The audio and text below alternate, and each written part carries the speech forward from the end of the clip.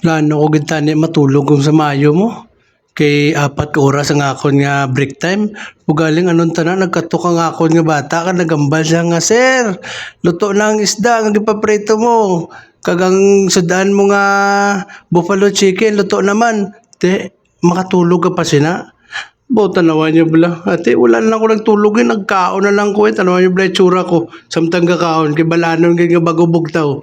Te, kaon ta sa inyo tanan. Bakit ba may mga taong mayroong sariling mundo? Lahat ng tamay laging mali sa inyo. Lahat ng puso'y baduy sa inyo.